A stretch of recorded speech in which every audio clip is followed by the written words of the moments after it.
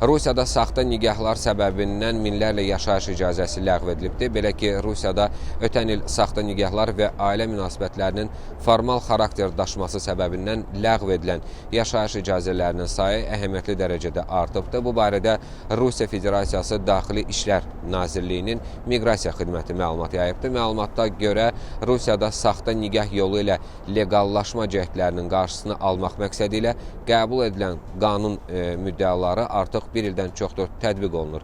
Yeni qaydalara əsasən xarici vətəndaşlar Rusiya vətəndaşı ilə nigah əsasında müvəqqəti yaşamaq icazəsi yalnız nigah ən azı 3 il davam etdikdə və ya ər-arvadın ümumi övladı olduqda ala bilirlər. Qeyd olunur ki, nigahın pozulması və ya məhkəmə tərəfindən etibarsız hesab edilməsi halında verilmiş icazə sənədləri dərhal ləğv edilir və xarici vətəndaş ölkəni tərk etməlidir.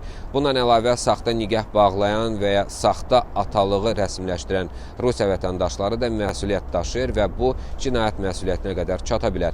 Məlumatda bildirilir ki, Daxili İşlər Nazirliyinin ərazi orqanları nigah münasibətlərinin saxta xarakter daşıdığını göstərən faktların aşkar olunması və sənədləşdirilməsi istiqamətində iş aparır. Toplanmış materiallar nigahın etibarsız hesab edilməsi məsələsinin məhkəmədə qaldırılması üçün prokurorluq orqanlarına da təqdim olunur. Statistikaya görə 2025-ci ildə nigahın pozulması və ya etibarsız sayılması ilə əlaqədar müvəqqəti yaşamaq icazələrinin ləğv sayı 5 dəfə artaraq təxminən 1000-ə çatıb. Eyni zamanda yaşayış icazələrinin ləğvi 18 dəfə artaraq 2,6 mindən çox olub.